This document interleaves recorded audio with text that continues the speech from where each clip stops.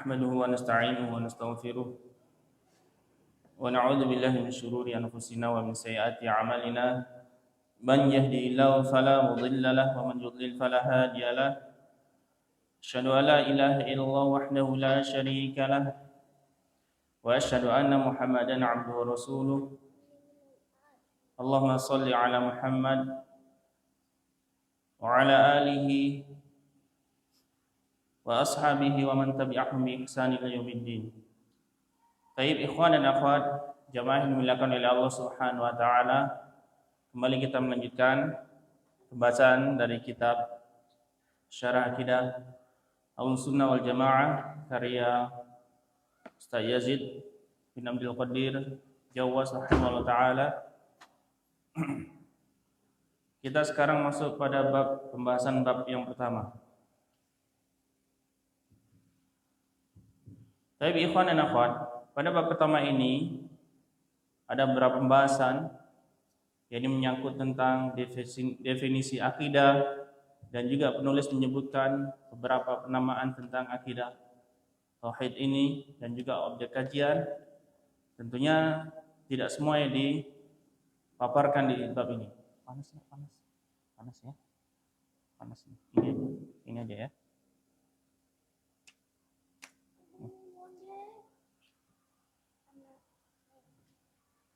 Pada bab yang pertama, halaman 27, pengertian akidah Ahlussunnah wal Jamaah. Berkata penulis, semoga Allah rahmati beliau, definisi akidah. Penting kita memahami definisi agar kita tidak salah faham mengartikan apa itu akidah. Jangan kita mengartikan tentang iman, tentang akidah sama dengan pengertian atau mendefinisikan sebagaimana orang kafir mendefinisikan seperti iman. Kalau orang kafir mendefinisikan apa? Seperti orang Nasrani, iman ya percaya begitu saja. Tapi kita tidak. Makanya kita di sisi lain penting juga kita mengetahui definisi, ya.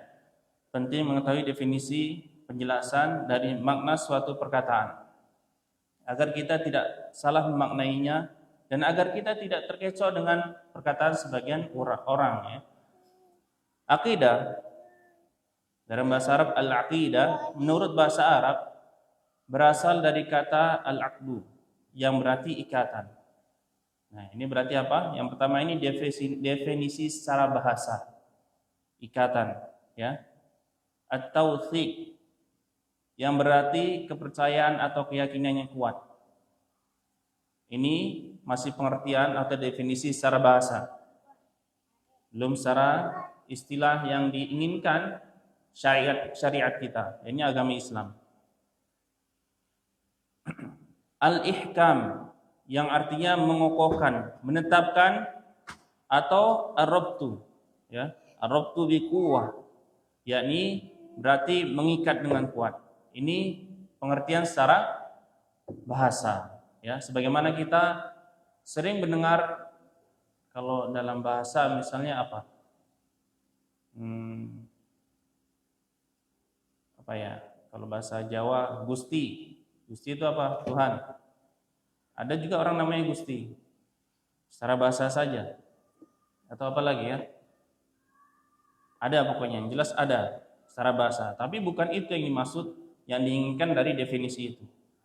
Nah, apa yang diinginkan dari syariat itu? Ini secara istilah. Akidah secara istilah, ini yang diinginkan secara syariat. Sedangkan menurut akidah, menurut istilah atau terminologi yang umum, akidah adalah iman yang teguh dan pasti. Iman yang teguh dan pasti, yang tidak ada keraguan sedikit pun bagi orang yang meyakininya. Ya, ini akidah. Iman teguh dan pasti yang tidak ada keraguan sedikit pun bagi orang meyakininya. Ini pengertian secara istilah yang diinginkan oleh syariat. Kemudian beliau mengatakan, jadi akidah Islamiyah adalah keimanan yang teguh dan bersifat pasti kepada Allah Ta'ala dengan segala pelaksanaan kewajiban, bertauhid dan taat kepada Allah Subhanahu wa taala. Beriman kepada malaikat-malaikatnya, rasul-rasulnya, kitab-kitabnya, hari akhir, takdir baik dan takdir buruk.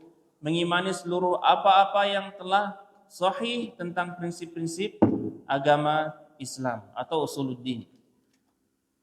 Perkara-perkara yang ghaib, ya.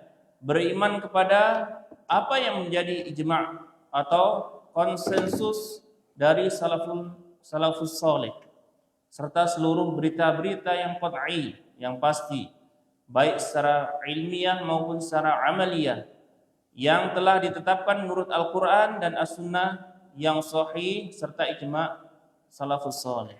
Ya. Ini akidah Islamiyah. Yani secara singkat, yani bersifat pasti atau keimanan yang teguh dan bersifat pasti kepada Allah Subhanahu wa taala.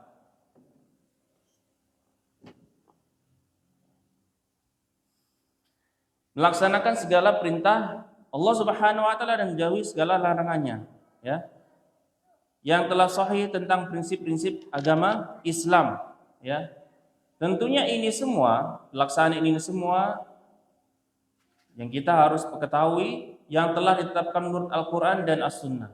Ya, akidah ini telah ditetapkan menurut Al-Quran dan As-Sunnah yang sahih, ya, serta ijma' salafus saleh. Siapa itu salafus saleh?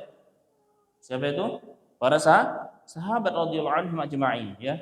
Kita harus ingat ketika ada pembahasan tentang salafus saleh, disebutkan nama salafus saleh atau salaf, itu adalah yang dimaksud pertama sekali adalah para sahabat radhiyallahu anhum ajma'in. Kita harus ketahui hal tersebut agar kita tidak salah nanti. Jangan ketika kita mengambil akidah kita setelah kepada orang-orang yang setelah sahabat radhiyallahu anhum ajma'in. Ini tidak dibolehkan. Makanya kita harus ketahui bahwasanya Bapak dan Ibu tentang akidah kita, pemahaman kita tentang Al-Quran dan As-Sunnah itu harus sesuai dengan pemahaman para sahabat, para salafus saleh. Tidak sembarangan, ya. Jadi kita sudah diajarkan semuanya, dan para sahabat adalah orang-orang yang paling tamak, paling rakus dengan amalan, dengan ilmu-ilmu yang itu ada dari Al-Quran dan juga As-Sunnah. Maka mereka pertama sekali yang mengamalkan hal tersebut. Maka wajib bagi kita mengambil pendapat dari para sahabat radhiyallahu anhum ajma'in, dan mereka semuanya sudah pasti dijamin masuk surga, ya. Mereka udul, kata para ulama, udul, ya, yaitu adil mereka. Makanya ketika ada keterangan datang dari para sahabat, itu sudah kita harus terima, kecuali ada sahabat yang lain yang itu mengingkarinya. Baik. Itu pembahasan yang A tadi, definisi akidah. Kemudian yang B, objek kajian ilmu akidah. Jadi apa yang dibahas dalam ilmu akidah tersebut? Apakah semua cabang ilmu ataukah ada kekhususan tersendiri? Tentunya ada di sini. Tapi inti dari semua itu, kita harus ketahui bahwa Bapak dan Ibu, itu akidah adalah pokok, maka inti dari atau pokok itu dia berpengaruh besar kepada cabangnya tentunya. Maka kita harus ketahui baik-baik, perhatikan baik-baik tentang akidah kita. Akidah jika dilihat dari sudut pandang sebagai ilmu, sesuai konsep Ahlus Sunnah wal Jamaah, meliputi topik-topik tauhid, iman, Islam, masalah ghaib atau masalah yang ghaib, ya.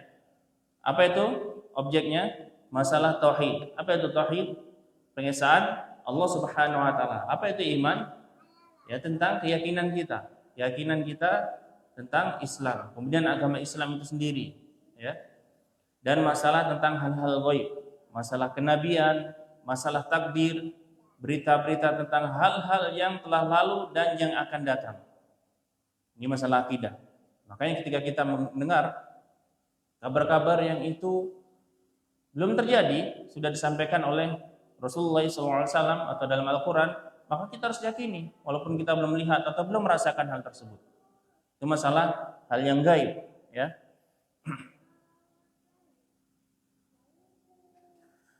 dasar-dasar hukum yang qat'i, yang pasti. Seluruh dasar-dasar agama dan keyakinan, termasuk pula sanggahan terhadap ahlul ahwa wal bid'ah. Sanggahan termasuk di sini dalam pembahasan ini adalah sanggahan terhadap orang-orang pengikut hawa nafsu dan ahli bid'ah, ya, ahli bid'ah. Semua aliran dan sekte yang menyimpang lagi menyesatkan serta sikap terhadap mereka. Nah, pembahasan kita masuk di situ, pembahasan tentang akidah, ya. Makanya nanti ini masih di awal-awal, ya. Disiplin ilmu akidah ini mempunyai nama lain yang sepadan dengannya, dan nama-nama tersebut berbeda antara al-sunnah dengan firqah-firqah atau golongan-golongan lainnya, ya. Baik, itu objek kajian ilmu akidah tentang yang tadi tauhid, iman, Islam, dan masalah-masalah ghaib, tentang bantahan terhadap syubhat-syubhat orang pengikut hawa nafsu dan ahli bid'ah.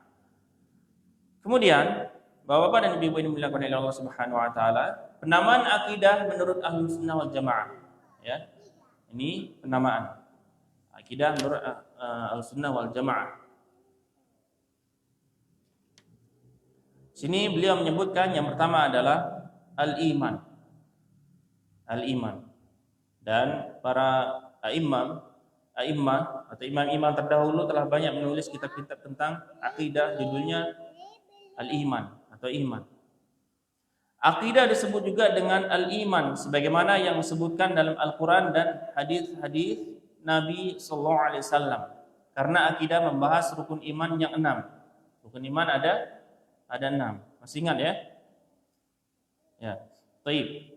Dan hal-hal yang berkaitan dengannya, berkaitan dengan rukun iman. Makanya kita harus ketahui bahwa Bapak dan Ibu, rukun iman itu kalau kita bahas atau kita baca lagi tentang penjelasannya itu banyak sekali.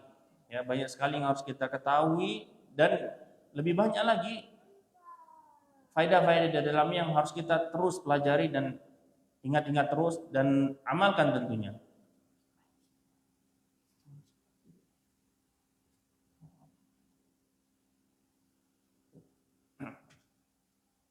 Sebagaimana penyebutan al-iman dalam sebuah hadis yang masyhur disebut dengan hadis Jibril, hadis Jibril. Sebagian kita sudah mengetahui hadis Jibril, hadis yang panjang. Hadis kedua dari Arba'in An-Nawawiyah, ya. Itu bagus sekali. Di situ Jibril datang menyerupai bentuk manusia, ya, menyerupai bentuk manusia. Kemudian Jibril bertanya kepada Rasulullah tentang Islam, iman, dan ihsan, dan tanda-tanda hari kiamat. Baik. Seorang sahabat pun tidak ada yang mengetahui kecuali Rasulullah, dan sahabat mengetahui setelah diberikan kabar oleh Rasulullah bahwasanya itu Jibril yang sedang mengajarkan tentang ilmu kepada kalian. Dan para ulama al-sunnah sering menyebut istilah akidah dengan al-iman dalam kitab-kitab mereka, ya. Di sini penulis rahimahullah taala Ustaz Yazid membawakan beberapa judul buku, di antaranya adalah seperti Kitabul Iman karya Abu Ubaid Al-Qasim bin Salam, dan Kitabul Iman karya Al-Hafidz Abu Bakar, dan lain sebagainya. Ini tentang penamaan akidah al-sunnah. Kemudian yang kedua, akidah atau i'tiqad dan aqaid. Akidah yang kedua, akidah. Para ulama al-sunnah sering menyebut ilmu akidah dengan istilah akidah salaf, ya. Sebagaimana ustaz kita, hafizallahu taala, Ustaz Abdul Hakim, beliau menulis buku musyarahnya tentang judulnya ini, Akidah Salaf, ya. Akidah Salaf. Bagus sekali, bukunya tebal. Ya, bukunya tebal. Itu beliau di mukadimahnya banyak sekali menyebutkan usul-usul atau fondasi-fondasi tentang akidah salaf. Saya sarankan untuk jamaah mempunyai atau membaca buku tersebut. Bagus sekali. Akidah ahlul athar dan i'tiqad di dalam kitab-kitab mereka.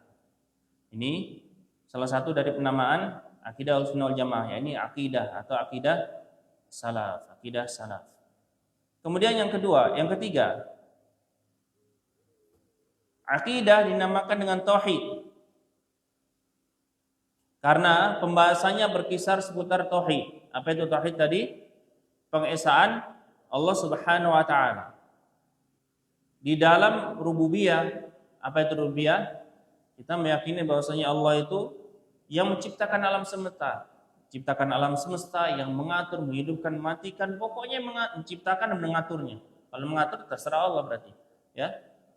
Itu yang pertama, rububiyah, tauhid rububiyah. Kemudian uluhiyah. Uluhiyah adalah berkaitan dengan bahwasanya Allah semata yang berhak diibadahi, diakui sebagai ilah yang berhak diibadahi dengan benar.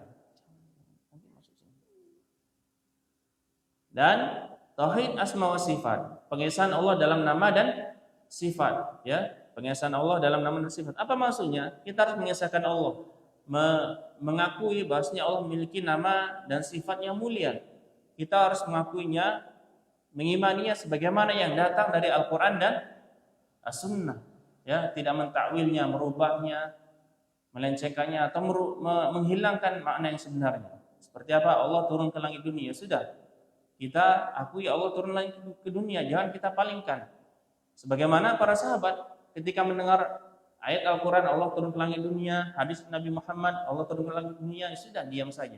Bukan malah mencari-cari maknanya apa, atau Allah mempunyai tangan, tangannya diterjemahkan dengan ditakwil dengan hal lain sebagainya. Ini tidak boleh. Dan ini banyak sekali, masih banyak di kalangan kaum muslimin tersesat dalam masalah ini. Tauhid merupakan kajian ilmu akidah yang paling mulia dan merupakan tujuan utamanya. Ya, makanya kita harus sering-sering mengulang-ulang pembahasan tentang kitab tauhid. Kalau kita sudah selesai baca lagi, sudah selesai baca lagi. Atau kita sudah selesai mendengar, ya, dengarkan, putar lagi dari awal lagi. Kita tidak tahu pembahasan mana yang itu paham, ya. Kita baca buku sekali itu belum tentu paham. Bisa paham semuanya itu hebat, tapi itu mustahil.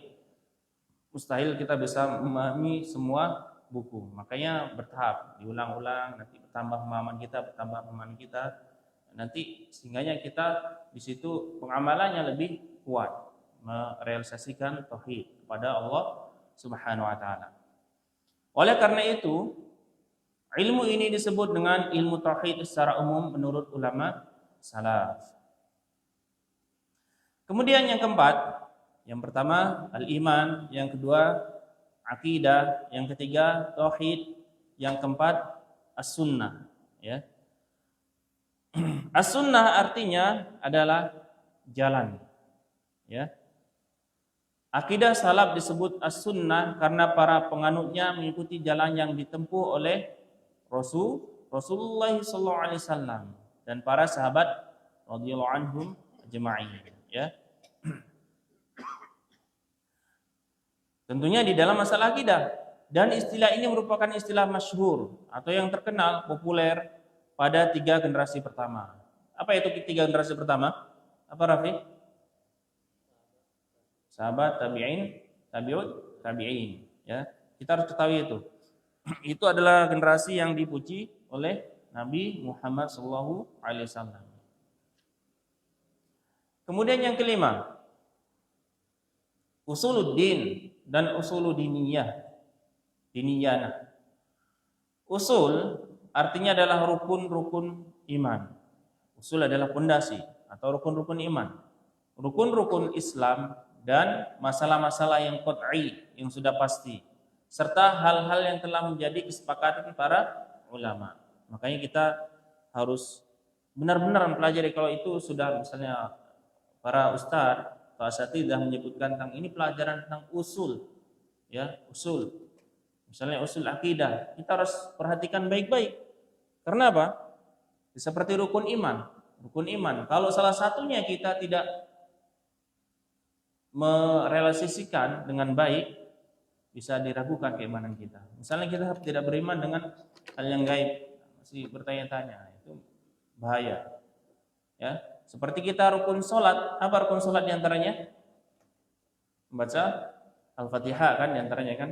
Kalau dia tidak membaca Al-Fatihah, tidak sah kalau dia dengan sadar tentunya. Itu enaknya agama Islam. Kalau dia nggak sadar kan masih sah-sah saja sholatnya. Itulah Allah Maha Pengasih dan Maha Penyayang. Ya, kalau dia belum hafal lagi, ya, belum hafal lagi, masih tetap dibolehkan dalam agama kita. Itu yang namanya agama Islam. Ada nggak kayak gitu? Ada, buktinya ada. Bisa jadi dia baru masuk Islam, dia belum hafal Al-Fatihah, sudah Allahu Akbar, Allahu Akbar, Allahu Akbar, Allahu Akbar, sudah gitu saja cukup. Itu yang namanya agama Islam. Sangat mudah sekali agama Islam. Makanya itu, rukun itu bisa tidak dilaksanakan, ya ada penyebabnya. Ya, ada penyebabnya. Ya. Salat diantaranya berdiri, kalau tidak mampu berdiri ya duduk, mampu duduk berbaring, seperti itu. Maka Allah tidak membebani kita sesuai melebihi kemampuan kita. Kemudian al-fiqhul akbar, fikih akbar. Ini adalah nama lain dari usuluddin dan kebalikan dari al-fiqhul asghar, yaitu kumpulan hukum-hukum ijtihad. Ya, ini salah satu nama dari Ahlussunnah wal Jamaah. Ya, ini disebutkan oleh Imam Abu Hanifah. Ya, kitabnya judulnya adalah Al-Fiqhul Akbar. Ya. Kemudian yang ketujuh, Asy-Syari'ah. Asy-Syari'ah. Dulu sebelum belajar bahasa Arab bingung nih bacanya. Asy-Syari'ah gitu. Asy-Syafi'i bacanya Asy-Syafi'i. Seperti itu. Asy-Syari'ah. Maksudnya adalah segala sesuatu yang telah ditetapkan oleh Allah dan Rasulnya berupa jalan-jalan petunjuk, terutama dan yang paling pokok adalah usuluddin, ya, pokok, ya, masalah-masalah akidah. Itulah beberapa nama lain dari akidah yang paling terkenal. Berarti Ustaz Yazid di sini menyebutkan nama-nama akidah Islam atau akidah Ahlussunnah wal Jamaah itu yang paling terkenal di sini. Dan ada kalinya kelompok selain Ahlussunnah menamakan akidah mereka dengan nama-nama yang dipakai oleh Ahlussunnah seperti sebagian aliran Asy'ariyah, ya, Asy'ariyah, ya, terutama para ahli hadis dari kalangan mereka.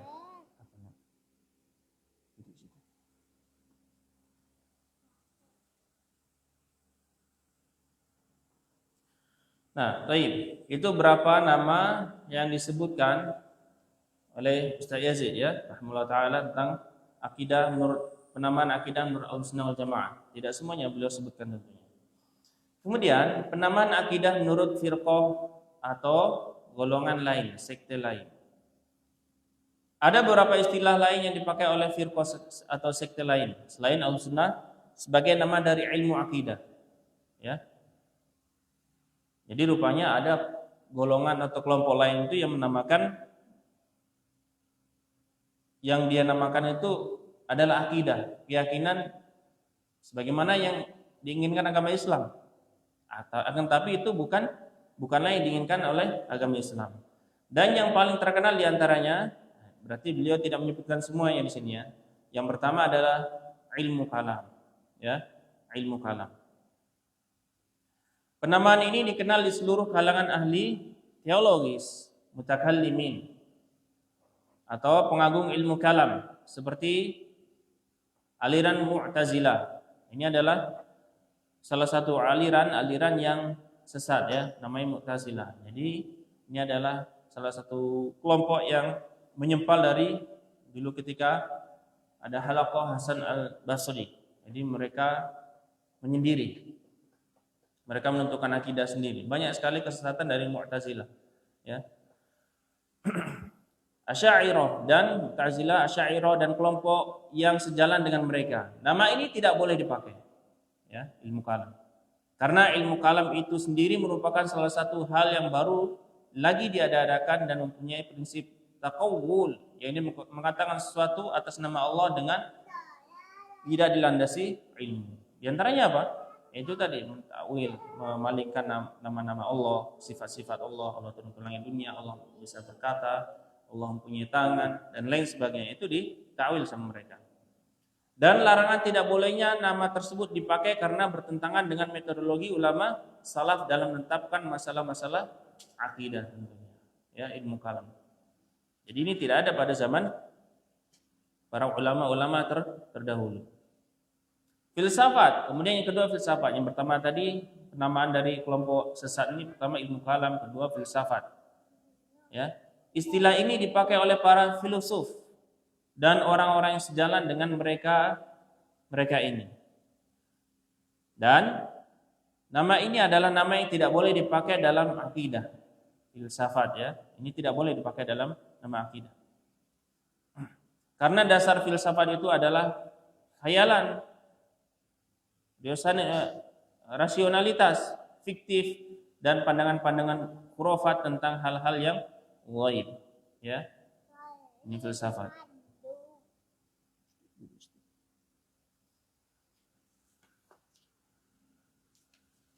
Kemudian tasawuf, yang ketiga tasawuf. Di sini beliau menyebutkan sekitar 5 ya. Istilah ini dipakai oleh sebagian kaum sufi, ya. Sufi, filosof, orientalis serta orang-orang yang sejalan dengan mereka. Nama ini adalah nama yang tidak boleh dipakai dalam akidah karena merupakan penamaan yang baru lagi diada-adakan. Di dalamnya terkandung igauan kaum sufi, ya. Klaim-klaim dan pengakuan-pengakuan khurafat mereka yang dijadikan sebagai rujukan dalam akidah. Ya, ini sebagian kaum muslimin ada seperti ini. Ya, kita tidak boleh mengatakan mereka kafir, keluar dari agama Islam. Jadi sandaran mimpinya itu dijadikan sebagai akidah atau sebagai rujukan dalam dia beramal soleh. Ini tidak boleh. Ya, ini tidak boleh. Karena mereka bukan nabi tentunya. Bukan nabi. Penamaan tasawuf dan sufi tidak dikenal pada awal Islam. Jadi tasawuf ini bukan di awal-awal Islam, bukan pada zaman Nabi Muhammad atau zaman para sahabat juga tabi'in, bukan. Penamaan ini terkenal ada setelah itu atau masuk ke dalam Islam dari ajaran agama dan keyakinan selain Islam, ya. Baik, di sini penulis saya rahimahullah taala membawakan sejarah tasawuf secara singkat, ya. Ini berkata Dr. Sabir Ta'imah memberikan komentar dalam kitabnya As-Sufiyyah Mu'taqadan wa Maslakan. Yani sufi, keyakinan dan jalan-jalan mereka. Jelas bahwa tasawuf dipengaruhi oleh kehidupan para pendeta. Nah, orang-orang tasawuf ini pengaruhi kehidupan oleh para pendeta-pendeta Nasrani yang mereka suka memakai pakaian dari bulu domba dan berdiam di biara-biara, dan ini banyak sekali. Ini banyak sekali. Islam memutuskan kebiasaan ini ketika ia membebaskan setiap negeri dengan tauhid. Islam memberikan pengaruh yang baik terhadap kehidupan dan memperbaiki tata cara ibadah yang salah dari orang-orang sebelum Islam. Nah, ini asalnya. Bahasanya sufi ini terpengaruh dari kebiasaan pendeta-pendeta Nasrani. Kemudian Syekh Dr. Ihsan Ilahi Zahiri rahimahullah taala mengatakan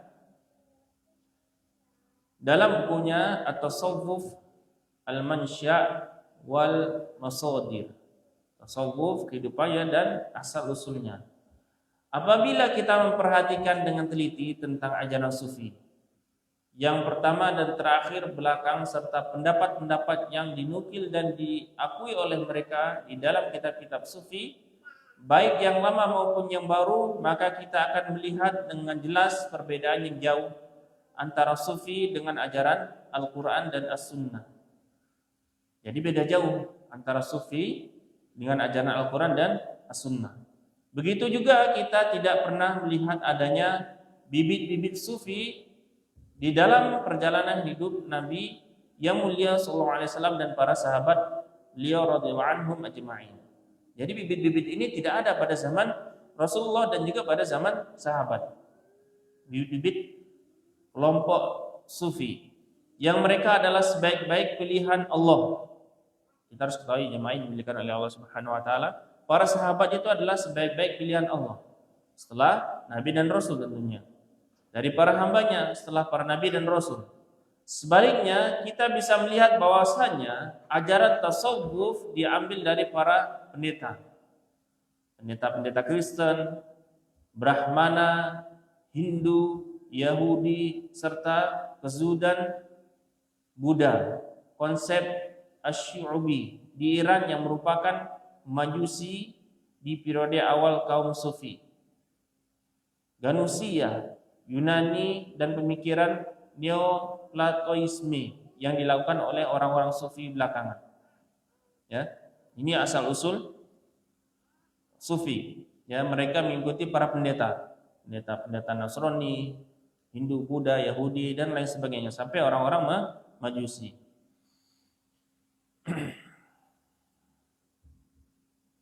Syekh Abdurrahman Al-Wakil rahimahullah ta'ala berkata di dalam kitabnya Mazharut Tasawuf, sesungguhnya tasawuf itu adalah tipuan makar paling hina dan tercela. Ya. Karena apa? Kenapa paling hina dan tercela? Ya, mereka merasa mereka paling bertakwa atau paling zuhud ketika mereka melakukan hal tersebut, ya, dari pakaiannya. Dan kita perhatikan sekarang banyak dari kaum muslimin, tidak bisa dikatakan sedikit, banyak melakukan seperti hal yang dilakukan tasawuf.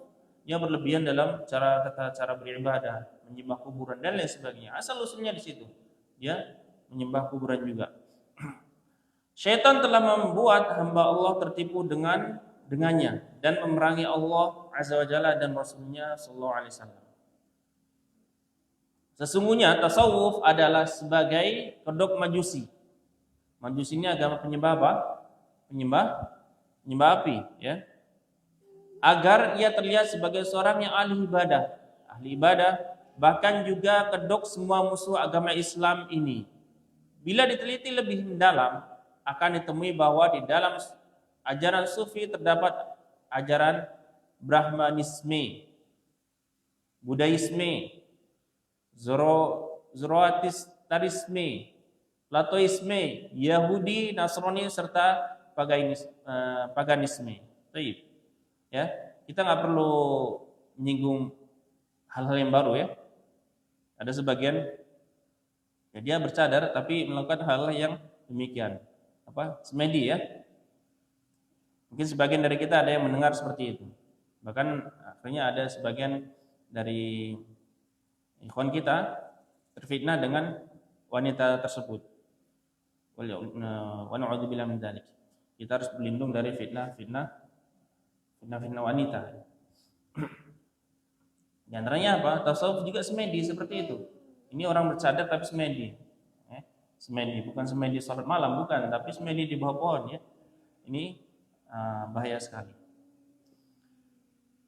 Maka para ulama menjelaskan juga tasawuf awalnya bid'ah, kemudian zindik, kemudian ya kafir, ya. Yang melakukan pertama bid'ah. Jadi ketika seseorang dia melakukan sesuatu yang halal baru dalam agama Islam itu, dia lama-kelamaan dia bisa zindik, kemudian pertama bid'ah yang dilakukan, kemudian zindik, lama-lama dia bisa keluar dari agama Islam. Bahaya ini, sangat bahaya sekali. Seperti sebagian kaum muslimin menyembah kubur. Tapi tidak boleh kita mengatakan orang tersebut keluar dari agama Islam dengan sembarangan. Sebagian kesesatan tasawuf itu dia berpegang dengan mimpi, ya, berpegang dengan mimpi-mimpi, ya. Mimpi ketemu ini, ya, sebagian seperti itu, ya. Ada orang Islam seperti itu. Mimpi saya bertemu dengan Nabi tapi tidak bisa menyebutkan ciri-ciri Nabi. Dan mengikuti ajaran gurunya. Ya, kalau kita agama Islam kan mengikuti Al-Qur'an dan As-Sunnah sesuai dengan pemahaman para sahabat. Kalau Sufi, tasawuf, dia mengikuti gurunya. Gurunya bilang A, sudah A. Seperti apa? Seperti sapi atau kerbau. Sapi kemarin kalau nggak diikat sini kan agak susah ngerobohnya kan, hidungnya kan. Nah, dia lebih lagi seperti sapi yang kemarin. Jadi hidungnya dipancung nih. Jadi apa yang dilakukan gurunya itu yang diikuti. Makanya ketika kita ngajar anak-anak kita, coba sesekali kita plesetkan. Coba, ikutin ayah seperti ini, bacain seperti ini. Nah, kita coba salahkan bacanya. Dia ikuti enggak? Biasanya dia anak-anak nggak ikuti, salah ya. Salah. Nah, berarti kalau salah nggak boleh diikuti. Walaupun abi salah, ayah salah, berarti nggak boleh diikuti. Ingatkan, ayah curang, hati-hati masuk jurang, seperti itu. Kita juga sering mengajarkan anak kita seperti itu. Kita pura-pura salah, tapi jangan sering-sering, ya.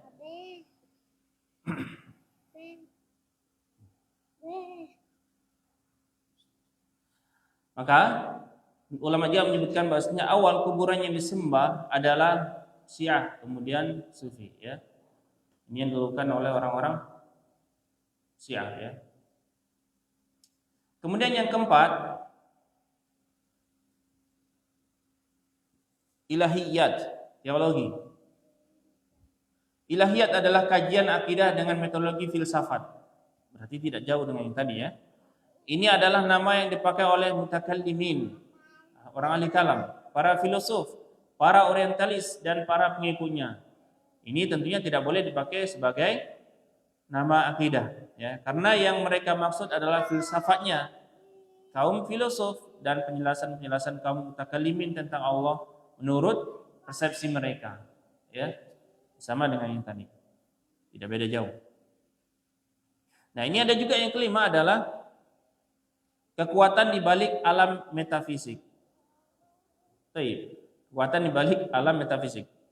Sebutan ini dipakai oleh para filosof dan para penulis barat serta orang-orang sejalan dengan mereka. Nama ini tidak boleh dipakai, ya, karena hanya berdasar pada pemikiran manusia semata dan bertentangan dengan Al-Quran dan As-Sunnah. Contohnya apa?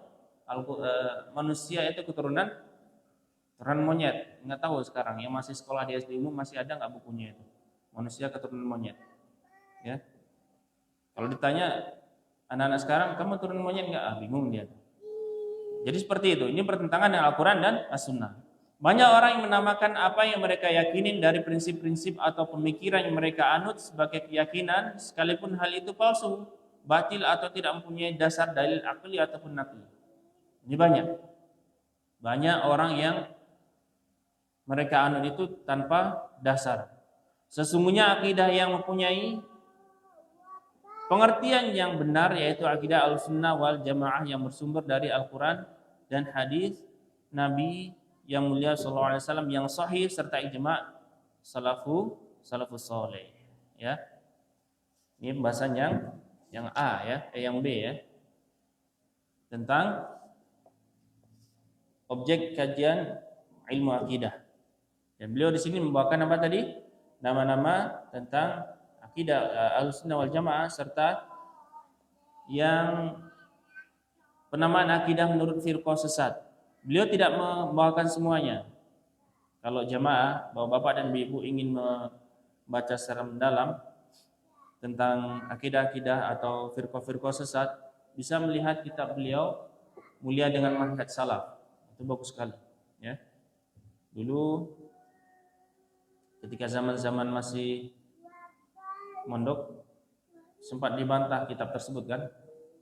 Kemudian beliau katakan kepada yang pengoreksi muridnya, Ustaz Abdul Aziz, koreksi lagi. Setelah itu cetak lagi, lebih banyak lagi. Karena dibantah sama orang, nggak perlu kita sebut namanya, sudah jelas lah dulu, ya. Dan itu menjadi sebab hidayah sebagian orang mengenal sunnah, ya. Jadi buku Mulia dengan Manhaj Salaf bagus sekali itu, karena di situ mengenai pokok-pokok juga atau dasar-dasar dan juga metode pengambilan akidah kita yang benar dan sejarah-sejarah dari firqah-firqah sesat juga disebutkan oleh beliau rahimahullah taala tentang firqah-firqah sesat. Beliau di sini tidak menyebutkan semuanya, ya, tentang firqah-firqah sesat tadi. Baik. Demikian yang bisa kita sampaikan. Mudah-mudahan yang sedikit ini bermanfaat bagi kita semuanya agar kita semuanya bisa mengetahui tentang akidah yang benar. Jangan kita terkecoh dengan penamaan nama-nama itu yang sebenarnya tidak diinginkan dari, bukan maksud dari syariat kita, sehingga kita terkecoh dengan nama tersebut, ya. Kita akhiri pertemuan kita kali ini. Subhanallahumma wa bihamdika asyhadu an la ilaha illa anta astaghfiruka wa atubu ilaik.